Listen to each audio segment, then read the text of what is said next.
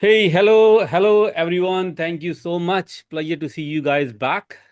And again, we are in a panel discussion for Let's Talk About Data. And thank you guys for taking out time. And welcome, Nicholas, Marcus, and Dylan. How are you guys? Awesome. Good to see you, Mustafa. Pleasure. Marcus, you've been busy. I saw your posts. Yeah, I'm very busy at the moment building a new AI and tech startup, but it's busy and a lot of fun at the same time. So let's see where we're going. So, Dylan, what's going on your end?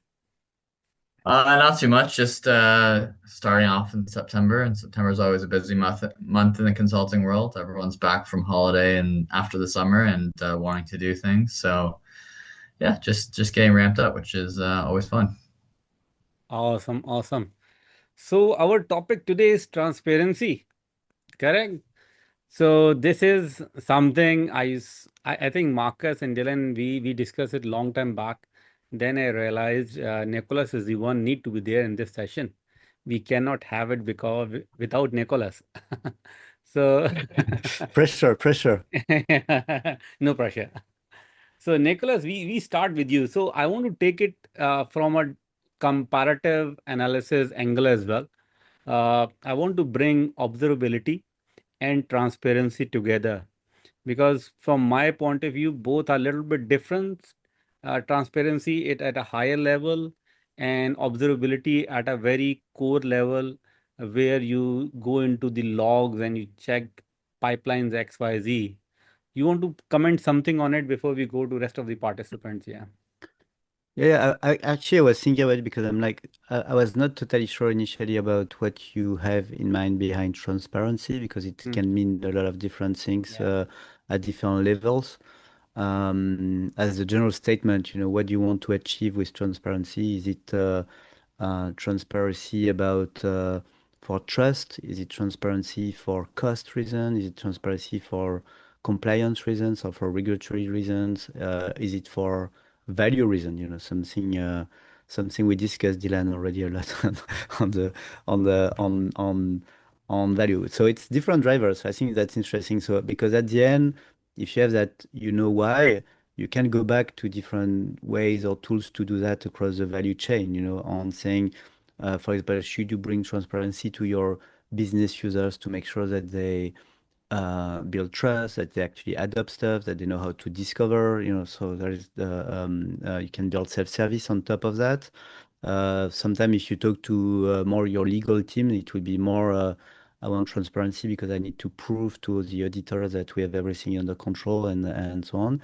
And all of that boils down to again, to a point linking to the more technical stuff and technical stacks to make sure that we automate that transparency. Because if it has to be manual at some point, then it's tedious and it's probably outdated. It's like the old stuff in software engineering. If you do a documentation and you start coding, the documentation is already outdated, like the day it's done.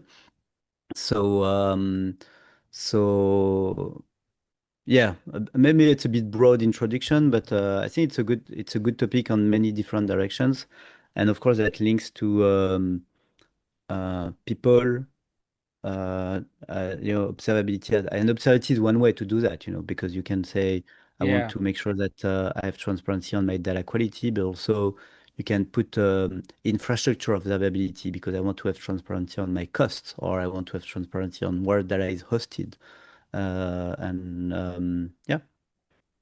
Okay. So White let's go. topic. Yeah. Yeah. So let's go towards Marcus. Marcus, what do you think? Because you are creating this, your new product as well. Are you looking into this angle as well while building your product? Okay, so yeah, we are building a new product, and um, I thought about talking about that example now. Let's take LinkedIn. You post on LinkedIn, and you never know when the algorithm will give you a lot of impressions and will give you no impressions. There is no transparency in the algorithm, in the method, in the background. There's also no transparency in what data is stored by LinkedIn and what they are doing with your data. you have a million of data privacy documents and you have data privacy options, but you don't know what they are doing. And if we are that mapping, so this experience, we can map that in a lot of use cases into the companies. If we talk about business application, business intelligence, how dashboards are built, what kind of transformation is happening to the data until they are coming into the dashboard. Most people don't know about that because it's the magic the data engineers have done in the background. And on the one side, it's great that people are there which can do the magic, that we can then have an output where we see what's happening. But very often we don't know where the data is coming from or how it is processed, how is the data quality. Nicolas talked about that. Um, and in my perspective, this is one of the biggest challenges for the next years, that we are building systems like data catalogs, data lineage, where we see where the data is coming from, where is it manipulated, where is it changed, and that we can assess the impact on the outcome on our decisions. Okay, I think we are going, Dylan, we are going towards data lineage as well, right? Am I right to say that these words like transparency, observability, lineage, these are just different words of the same functionality, is it?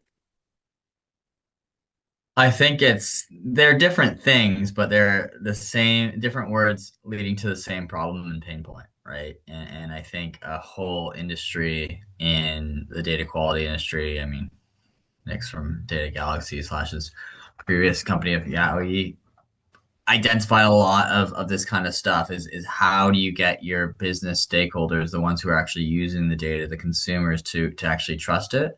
And transparency has been identified as a big part of that. And obviously it should be. I mean, it goes without saying. I mean, a lot of other companies in other domains try to be more transparent about their products to make sure that you buy it. I mean, that's a huge thing now with food. If you think about it, people are all about, oh, this is where our ingredients are sourced from. This is no add-ons and no complications and such like that. It's the exact same thing with data. How can we trust what you put into this dashboard, what you mix together and put into this dashboard so that we can use it in an adequate fashion? And I think to your point, lineage, transparency, ownership, all these things are different components and facets of it.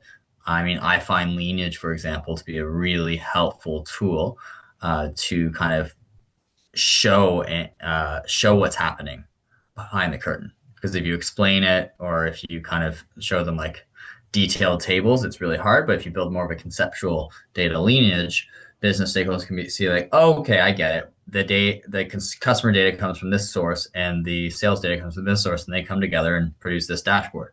I get it now. And that transparency thing, I think that's just an overall theme that we're striving towards. And I think it's more and more important, especially as data becomes more convoluted and opaque, as well as AI doing things on data we don't understand and doing things that we don't understand, because the AI algorithms out there are completely untransparent. So I think it really is a larger theme of just building trust through different means, and there's different ways you can get there. Okay, so Marcus, after my comment, you wanted to say something. I noticed that. You want to say something on it when I say transparency, observability, and lineage kind of same thing?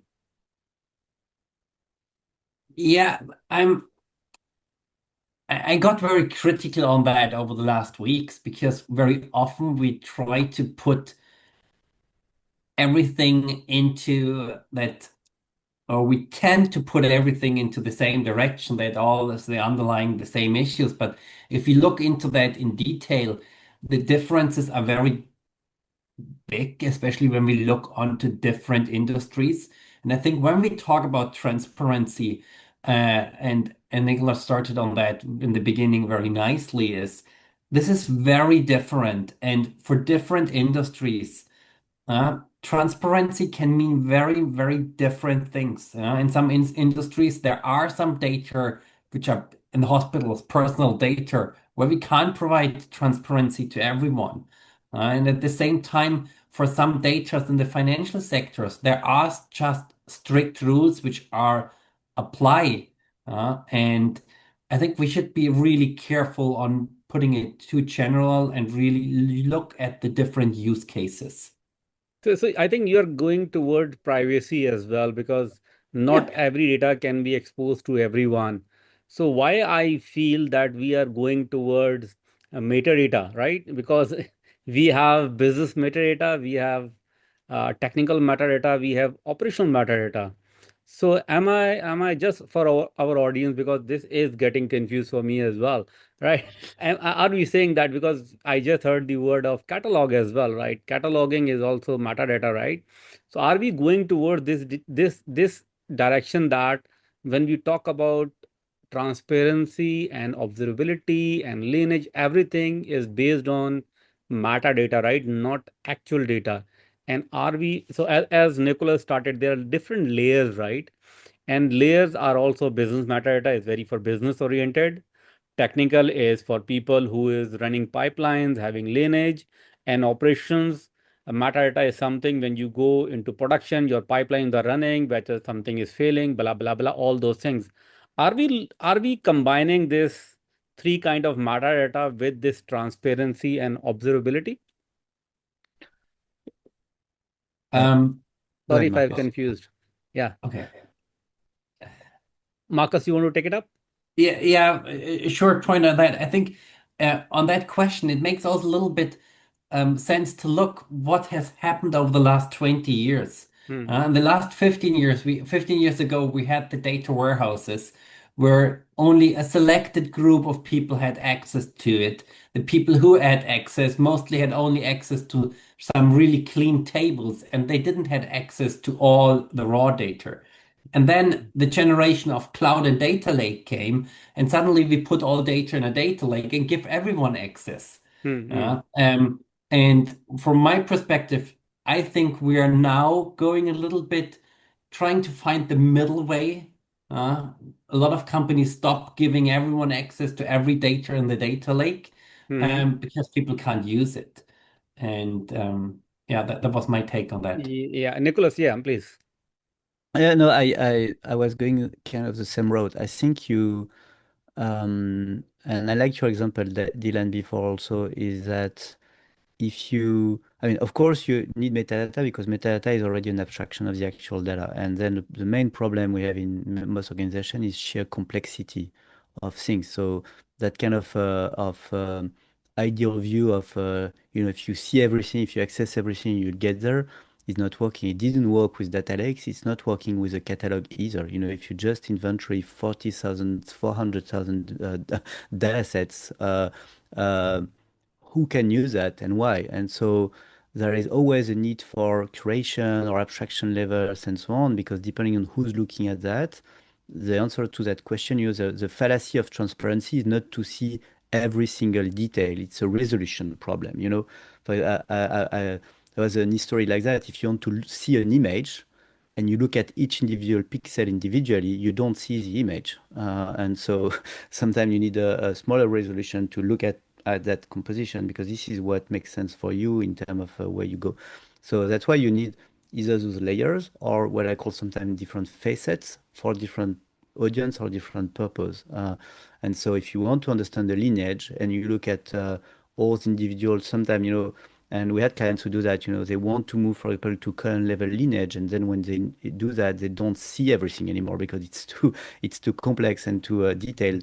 Similarly, if you want to understand how an AI model is reasoning or, give explainability to AI, you won't go into all the detailed algorithmic stuff and reasoning stuff that are happening. You need to have a better way to explain, to tell the story about what's going on so that people build trust. And trust will not be by giving them the code.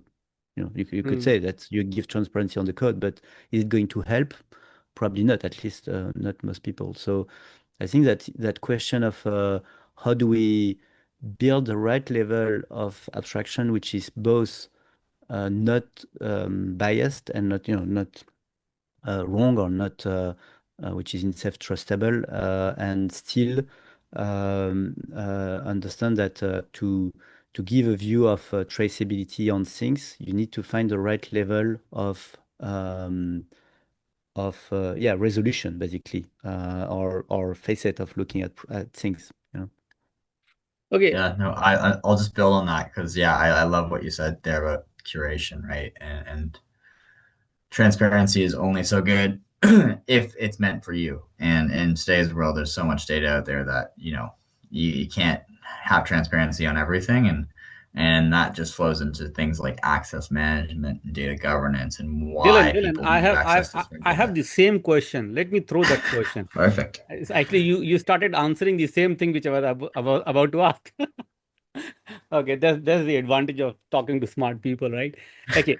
I want to challenge my question, which I threw just few minutes back. That is transparency, observability, lineage, all these three kind of metadata is same. Let me conflict that. Isn't it like we need to have all kind of lineage? We need to have all kind of metadata in place. We need to have observability 100% there, like what is running, how is it running, everything need to be there as good as possible. When I say 100%, as good as possible. And then transparency comes a little bit on top. And that is where you decide who can see what, who can do what.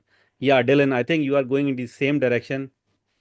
Am I Yeah, right? for sure. I mean, I think before you jump into all this stuff and I mean, I think what I've seen with a lot of organizations is they attack data quality in one of two ways. One is to just manually try to fix everything, which is what people did 10 years ago and it worked because there wasn't that much data. Impossible today. So they just keep on hiring more people and it doesn't Yeah. work. The other one is to just buy a tool. And I think there's a lot of great tools out there that exist, but they assume that the tool will fix all, which it won't, right? Tools are great, especially now, especially with automation, referencing you, Nicolas, there. But before you go and buy the tool, everything that you just said, Mustafa, you have to figure out. You have to figure out what your kind of approach, your strategy is to data quality. Why are you doing it? What are you doing it for? Like, what is that access management approach that you're going to take? Like, metadata is great and metadata is super useful, especially given how much data is out there. But even metadata, there's still a lot of metadata in every organization. So you have to Yeah. be curated to the right people. And some people will like, okay, we'll just do it by role. But then what happens when you're at a huge organization? Like I've just been working with a client where they have like 1,000 people in a Mm. sales and marketing division. And like those 1,000 people don't need to see the same things. And so the role-based attribution that has been used in the past doesn't necessarily apply nowadays. So then how do you do it from an attribution level or something like that? But whatever your take is, however it's customized, you have to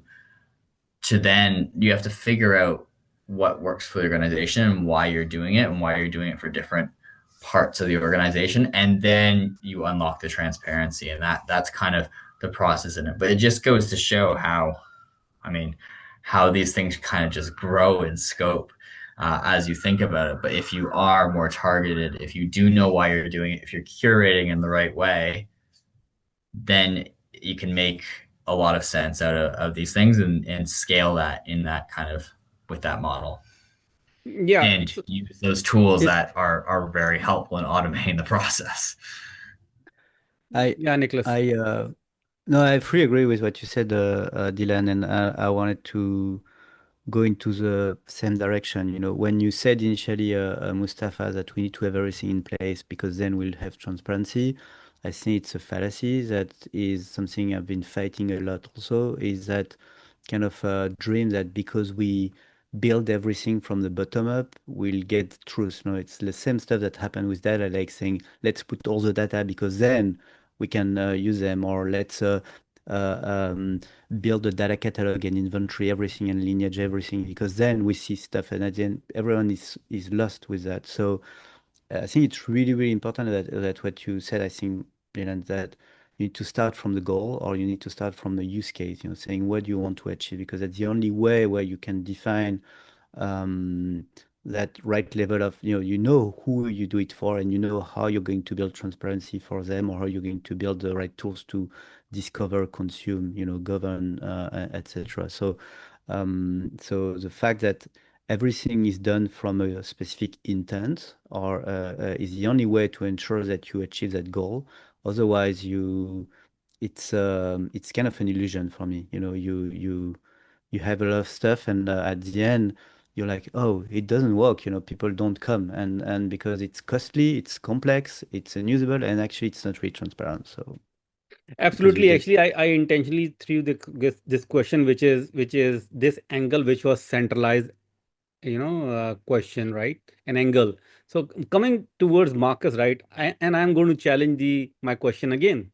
When I say we need observability, we need lineage, we need all kind of metadata.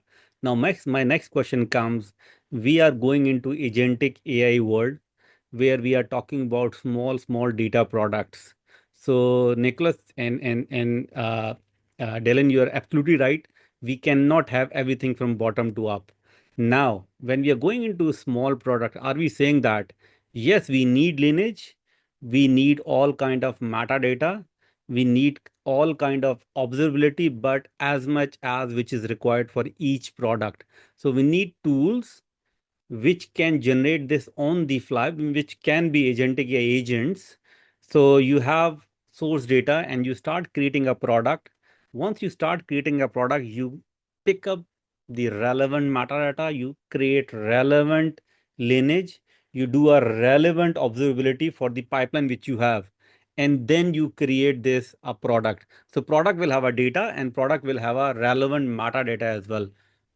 So that's where I'm going. So Marcus, what do you think about that? Especially in view of AI, we Yeah. will need that because people, my experience is people don't trust AI, and very often they ask questions, where is that coming from? Yeah. And I'm just sharing again a use case which is actually happening in our new business.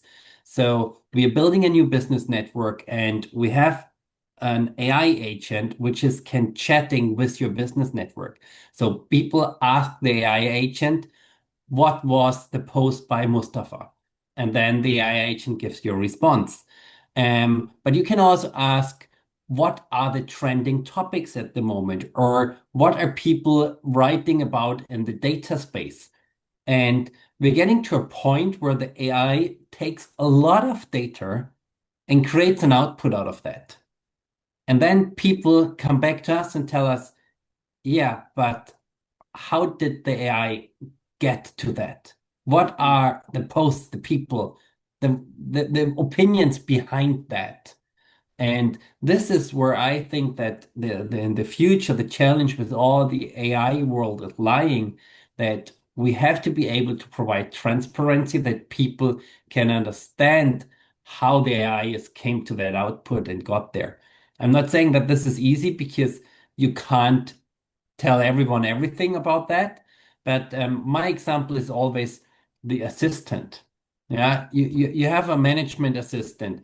The person is doing everything for you, is doing it perfectly, and you trust the person. But if you don't trust the person can tell you how he got to that decision.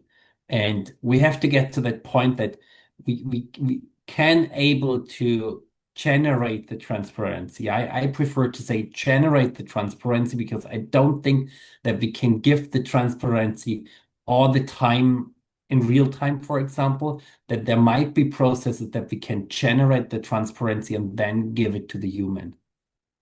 Okay. Make Okay. sense? Now, which is fair. Now the big question comes: how much transparency?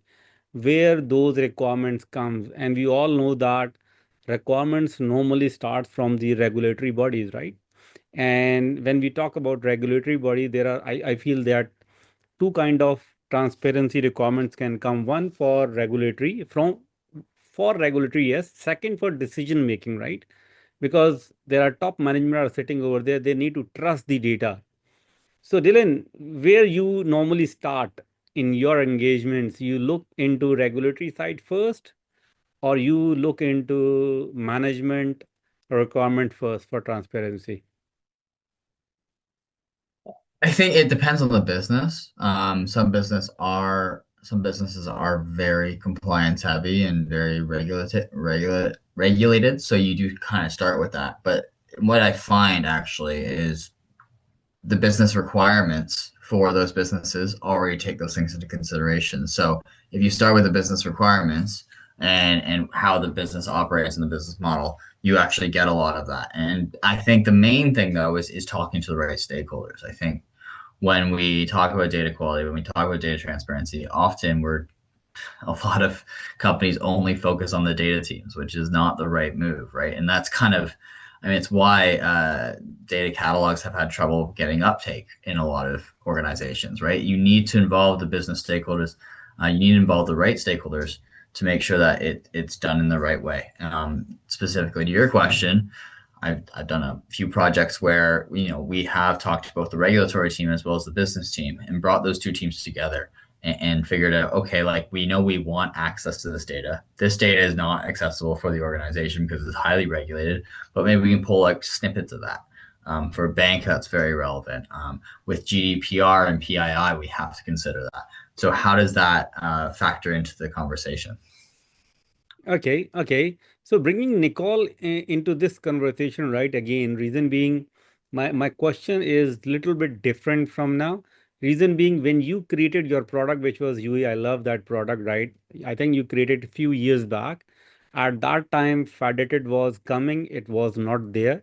Centralized was there. So my assumption is you would have created your product considering that data will be at one place, bottom to up. There'll be different use cases within same, let's say, for the discussion says enterprise data warehouse, right? So now things has changed. Same thing we are discussing. We cannot create anything from bottom to up. It's a overkill. Now small products are coming. What you're seeing in the market that how people are taking this that small products and from the angle of transparency, of course, because your tool is transparency. Tell us that last time if you end up creating 10 use cases for a customer in UE and now are you seeing 100, and then what kind of challenges you are facing to show transparency, because all those linkage in your product become more complicated, right? 10 versus 100. Uh, Yeah, in a way, we always advocated that what I call use case oriented approach, and what Dylan just explained is exactly that. We use slightly different words, but at the same. You start with specific needs, what people want to achieve, and then part of that coming from regulation, part of that is coming from business needs. So, and what we see a big change is people going through, defining products and not just, delivering dashboards and stuff. And what products bring maybe as a good response is that it's a way to have that, maybe that curation level also, because it's something that is tangible and reusable, and you think about the value, but also think about the underlying topics. But also you think about reuse. So then you might start having products that are across multiple use cases and so on. So that have different requirements. But so I don't know if we saw more happening because more granular stuff, because already there's so many data sets and so many dashboards in most organizations that it's already too much. So it's not like we have an increase of those things. It's a continuation in terms of volume, but what is bringing is a bit more maybe maturity in how do we organize ourselves to manage that, like with a data mesh or with data products approach. How do we build federated ownership? How do we scale? I mean, the idea is more scaled, saying we know how it failed because centralized approach uh, failed in front of organizational complexity and in front of when you realize all of that and all the linkage and all the lineage, and how can you cope with that? So I think this is where that and this is what we see where it grows. But again, where we work with and where we support people, and what we see is that if you build that transparency and lineage, in a way, what we call a business lineage here between those outcomes, those regulatory requirements, then the product that we can have to support that, and ultimately, how does that link to the infrastructure? It gives that guide and that also documentation layer, which itself is transparency, to be able to understand what more technical transparency we need to build, or what access management things are required, or what data quality requirements we need to put in place. So it's kind of building alignment across people on what needs to be built, and then making sure that what we built is really what we need. So, but yes, the complexity is. I don't know if it's so much growing more because it's already staggering. It's just that we are adding layers to make it more, almost the contrary, more manageable. So with the rise of AI agents and all things, maybe that will be different because we might have a new wave of explosion there. So, when I listen to Markus, the question is maybe do we have AI agents that will help building the stuff for other AI agents to work? So you could look at the stuff in different ways, but yeah, I think complexity is already there for a long time. So it's more, I mean, we're always struggling with how do we make it work, and how do we make that? My obsession me is how do we ensure that we build stuff that people actually use, And you said, Dylan, so if you have a catalog and you just work with the data, yes, no one will use it. If you have a previously a data lake and you just put data in it, no one will use it. If you have 20,000 dashboards, no one are using them, and et cetera, et cetera. And it will be the same with the agents. If no one is taking care about them, it's just going to be there and consume. Yeah, so let me bring this with respect to transparency, human in loop concept. Coming towards Marcus, we talk about transparency. Transparency is definitely for humans, right?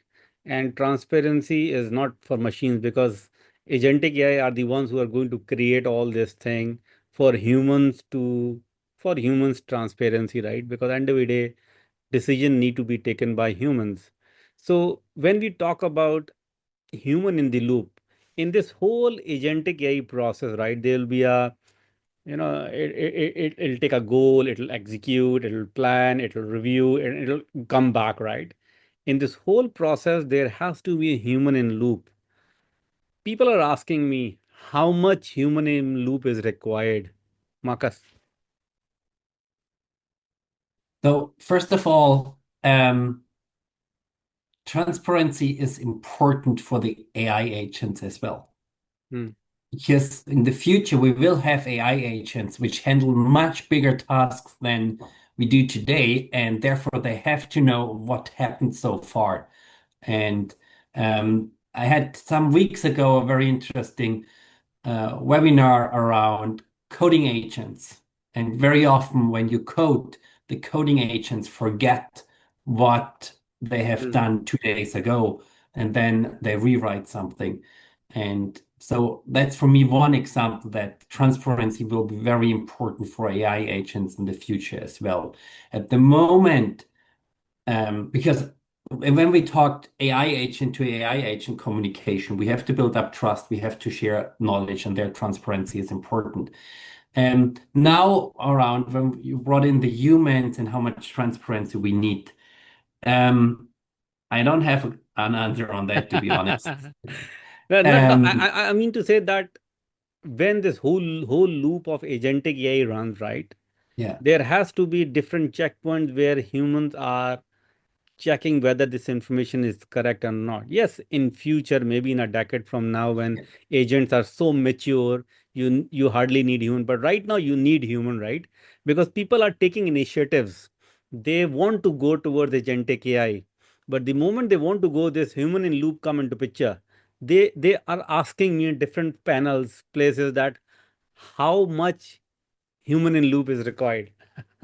Yeah, I think we are in a super exciting time now because 20 years ago, management was about controlling your employees. Yeah. Today, management is leading your employees, trusting them, giving them responsibility. They execute, and you only see the results, and only if something breaks, you talk to them and how to fix it. Today, when we talk about AI, we would like to control the AI. I think in 5 years, we're going to sit here and talk about, yeah, I give the task to the AI, I give the responsibility to the AI. So I think we see we will see a shift here. And for me, the more interesting part is how we as humans, how can we drive that change? what can we do on actions that we build up that trust, that we can start giving responsibilities to the AI? So that is my point where I see my work going in the next 2, 3 years. Um, Yeah. and because my main business is data leadership coaching and coaching data leaders to trust their employees and not to micromanage them. And I think soon I'm going to coach AI leaders to trust the AI and not micromanage the AI. Okay, Yeah, that's my thought Dylan. on that. Yeah, thanks, Marcus.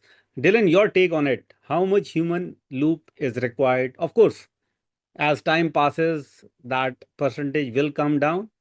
But what do you think at this point in time? How much human in loop we need?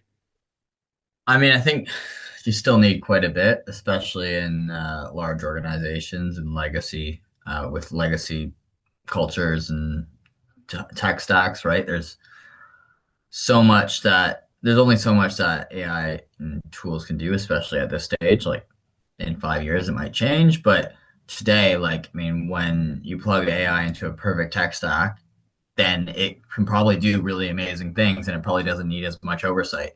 But what organization that you've ever seen has a perfect tech stack? And very few. And if they are, they probably just got started last year or something like that.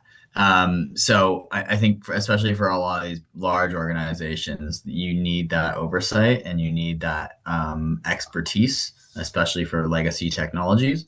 And then there's the additional element of, I think, going back to what we started on talking about is the transparency and trust, and you need someone to kind of help relay and explain those elements, especially when it comes to AI. I mean, I wrote 2 articles on AI governance in my Substack this past summer, and I see that trend in AI governance growing in popularity quite a bit because of the requirements for transparency, both internally and from a regulatory perspective. Like, I mean, the EU AI Act will require companies to actually like figure out and explain what they're doing with AI within the organization. So, and you'll probably need a human to explain that. Of course, AI can help kind of explain the processes a lot, but you'll need a human to explain that. So humans will need to be in the loop in many different ways, not just to explain what's happening, but also to just kind of justify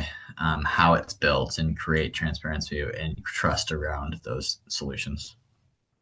Nicholas, your take on it. Um, yeah, I think it's what is always hard for me in the discussion around AI is that there is a huge disconnect sometimes between what the technology can do, where we believe it will be in a few years, and where people are ready for that, especially in in organization, and also always a question about again sheer complexity, in terms of most organizations they don't even know their business processes. They don't even know how they make decisions today, or even they don't even know how data is going from. I mean, sometimes you look at banks and if you ask them what's your payment flow, they're not totally sure about what's really happening in there. So there is always that kind of reality match on either can AI access those data for regulatory reason, how far can we go. So in a way, there is a stage where there's still a lot to do AI enhanced decision for people. So not necessarily have fully autonomous agents, but at least going to a place where people can uh, really be more efficient and really do that. So this is where they need to trust it and need to learn it. And then you can unleash that maybe a bit more to then let the AI be fully autonomous. So I think for in the short term, it's not necessarily only AI oversight, but more um, um, agents that help with productivity, with better decision making, that provide insights for people to make the decision or to make the call ultimately on that. And again, in the short term, except for non-critical things, I'm not sure so many organizations are really ready to let the AI take the decision itself, and replace the human beings. There is that fun story with I think Canadian airline that where the chatbot invented a refund policy for someone, and the court ruled that actually the company is liable for the decision from what the agents invented, because they let the agents to be autonomous for that. So basically, if the agents tell the people, yeah, this is our policy, we'll refund you, the company has to issue a refund because that's what the agent said. And whether it's a human agent or an AI agent, it's the same liability for the company. So that's an interesting topic. So yeah, I think it's a path. Ultimately, I agree. We'll get to somewhere where we'll have a fully autonomous one. How ready are we to make sure that they can have enough scope, enough control on that? That's one. And the second one is, well, I'm very, let's say, unsure now, is how, because there is many things that are, where do we go, and where we have decisions and bets, and which are not even based on data, things you want to launch new products, you want to create new things, you want to innovate. So how does that play in innovation processes, and companies need innovation processes? That's the question. How do you make sure you're not how to say, drying your ability to execute, and expanding, and then managing that is also important. So that's the question of what is the role of human people being in that role of saying, at some point we need to make a wild bet, and AI can make wild things, but still need someone to act on which one we're going to choose and why, and so on. So Okay. So I have a related question, right? When we talk about human in loop, so just for our audience, if people are lost, we are still on transparency, and we are discussing that how we can manage this transparency, and we have reached human in loop. Of course, if transparency is there, and or to manage transparency, we need humans in loop. Marcus, who in the human in loop? Because that's another discussion, right? When we say human in loop, is business humans, is generic IT people humans, or it's the people who have walked the walk, which I always say, people from data background.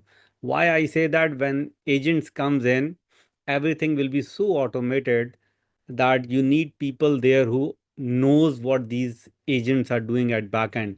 And what they are doing, of course, they are manipulating data. Everything is data, right?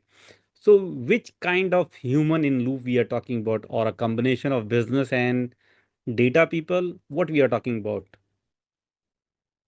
Again, difficult question, is it? Isn't that the same as we talk about when we talk about dashboards?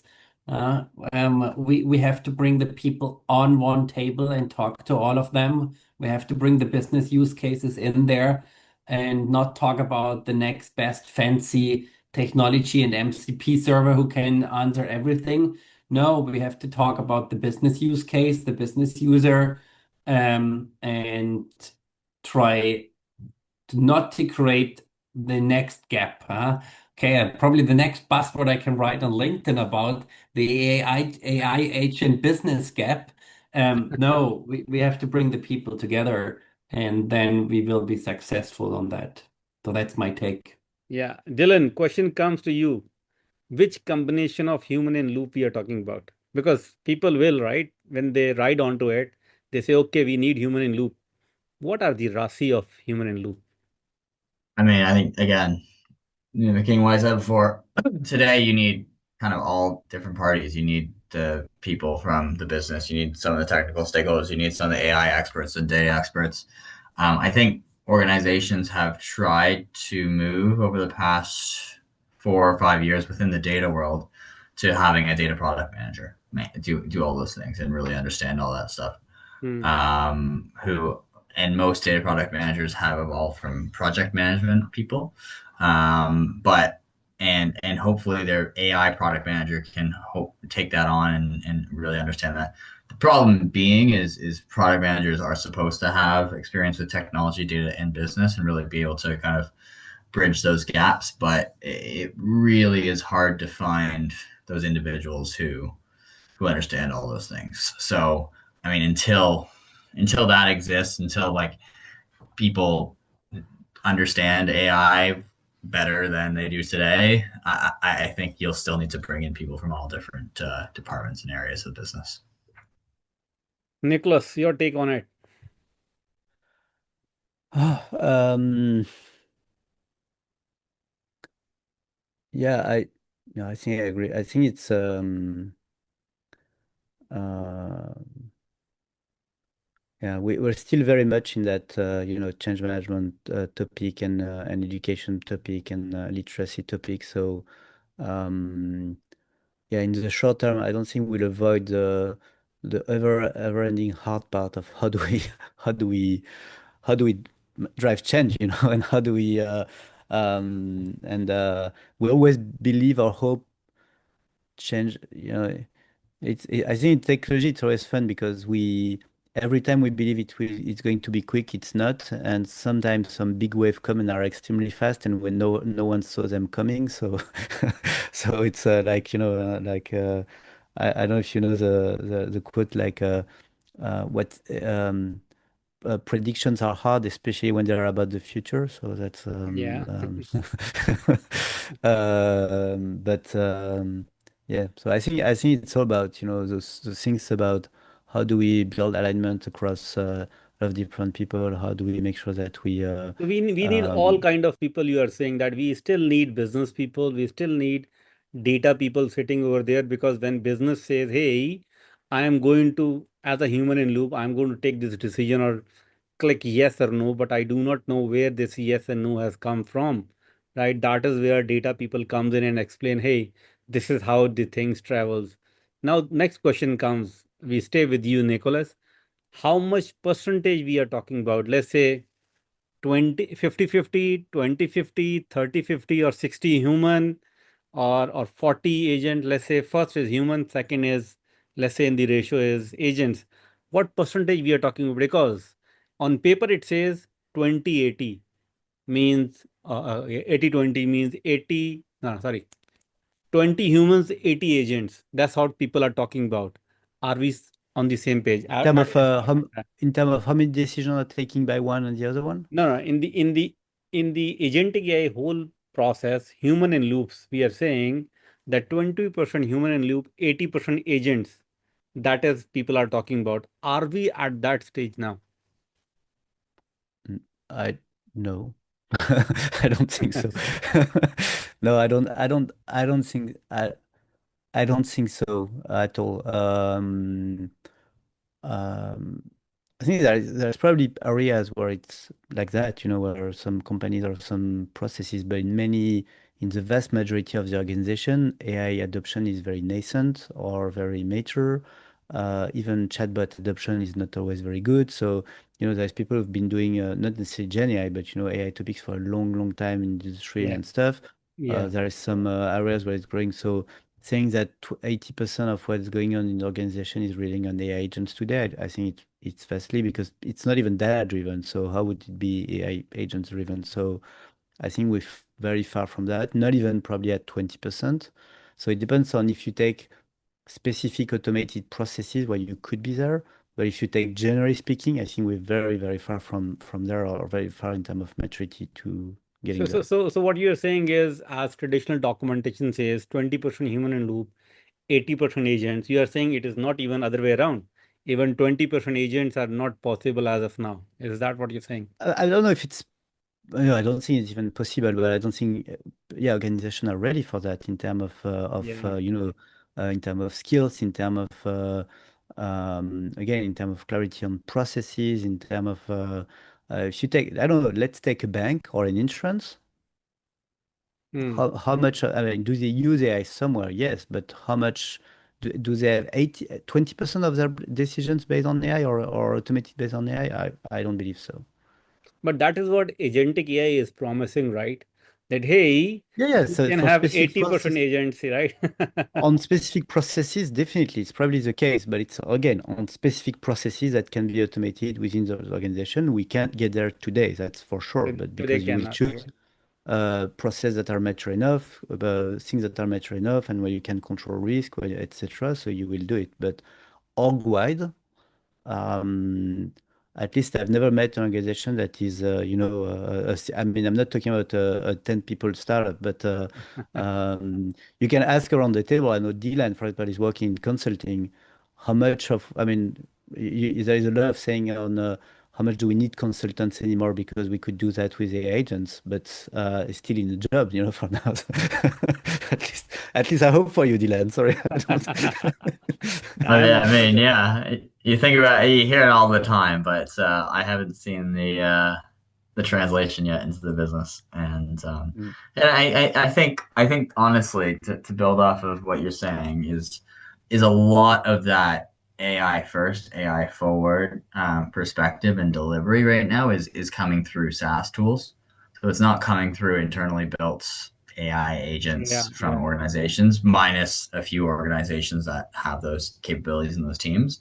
But it's coming from SaaS tools who kind of are promoting agents as their next big thing. And I think, to be honest, right, like those SaaS tools are augmenting these organizations. They're not, and they're somewhat replacing processes, but you usually buy them to do things.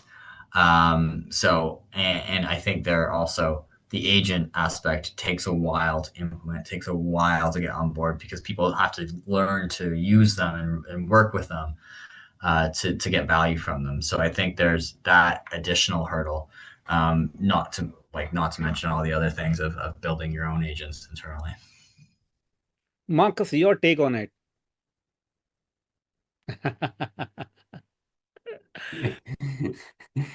Um, so I agree with both others that the promise is high, the reality is very low.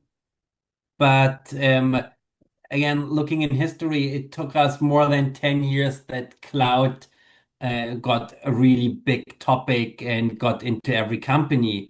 And today we can't live without the cloud computing. And Actually, I think we COVID just have helped. to give Actually, the AI the time to get there. But yeah. I'm probably not allowed to name the company name, but it's an enterprise company here in Ireland. And they moved they still have the same amount of engineers in there, but they write no code by themselves anymore. And the CTO told me we do everything with AI coding agents. It costs us several thousand euros per month what we spend into these AI coding agents, but we got about 10 times faster by that.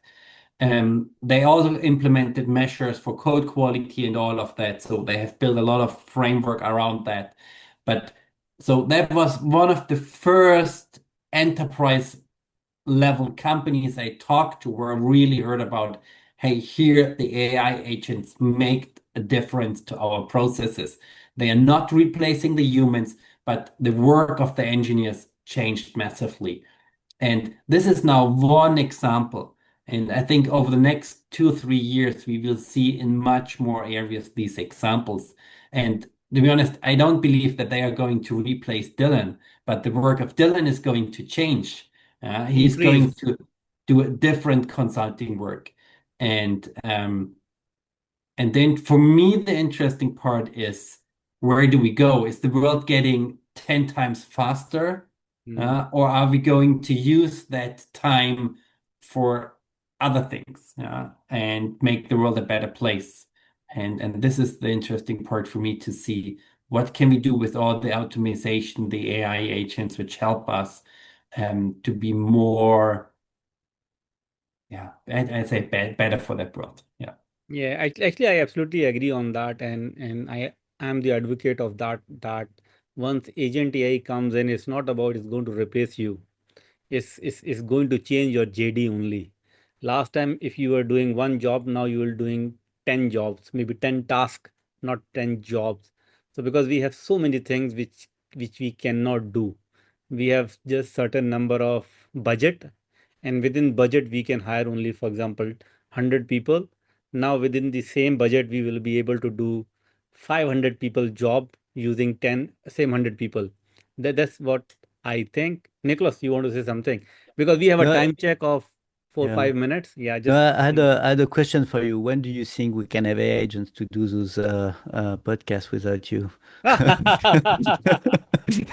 they won't be able to ask these kind of questions, right? I don't I'm, I'm know. short. That's I'm shortly jumping in that I'm part of an initiative where Okay. people tried to organize the first AI-driven conference.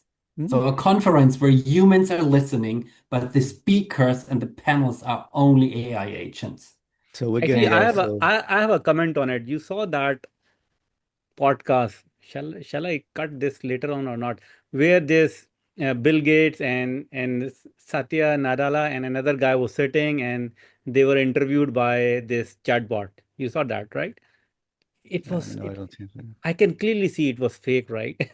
So this such a top level people were sitting over there, and you can clearly see that there was a human sitting behind it, or maybe the questions were predefined. So I agree, yes, agents can come in, but again, that human in loop, maybe I and Dylan will be there for that human in loop, and the rest of the things can become automated. I think we are just dot on. Anybody want to say something? It was a great session, I think. We did justified our session. Anything last few words, Nicholas? We start with you and with Dylan. Um, no, I think it's a good topic. A lot of for I think yeah, I sometimes try to be very pragmatic about where we are today and some of the struggle Mm, people are, and sometimes it's very much on the basics, and so that's kind of the mental disconnect when we do think big about the future, and then we go down and work with clients on very pragmatic stuff. So those questions about regulations, adoptions, training people, giving them transparency, making mm, sure that we align what's happening at all the different level, managing complexity, something that in the short term we still have very much to do, and making sure that we move toward yeah.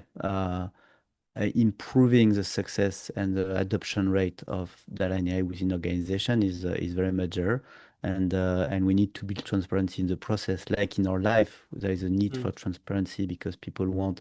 Someone said it before. You want to know where your beef is coming from. You want to know where your vegetables are coming from. You want to know where your data is coming from, and how your AI is taking decisions. So yeah, that's where we are, and we still have quite some work to do in the on that. I think Dylan and myself can still be in work for next 10 years. Then I will Yeah, that's retire. okay. You can retire a bit later. That's fine. Dylan, your last take on this session. Yeah, my quick one is it's interesting to see how a conversation with transparency, data quality, quickly moves into the AI space as everything does now. But I mean, I think transparency and AI are go hand in hand. And as we look to scale AI, I mean, we've had the boom and the hype over the past few years, and I think now it's about how do we scale it, how do we actually see results and value from it. I think the data quality question will really come to the forefront and come to play. So I don't see this topic going away anytime soon. Marcus, your last take on this session. My last take is that I think we will see a big shift in the next years, and it's always like the more we are open-minded and open to go for new directions, the more successful we will be. And the fears we have, they are holding us back, and it's about managing these fears, and then we will be successful with AI and all the transparency required around that.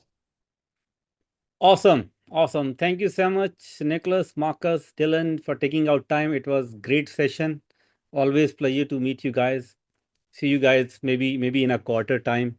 We'll book something. Yeah. Yeah, I'm sure you will have a good topic earlier than that. But thanks everyone. Good to see you. Thank you. Talk to you soon, Mustafa, and see you soon in London, Dylan. And Chat soon. Thanks, Alex. Take care. Take bye, care. Bye bye. Marcus. Bye bye. Bye. Thank you. Bye. Bye bye.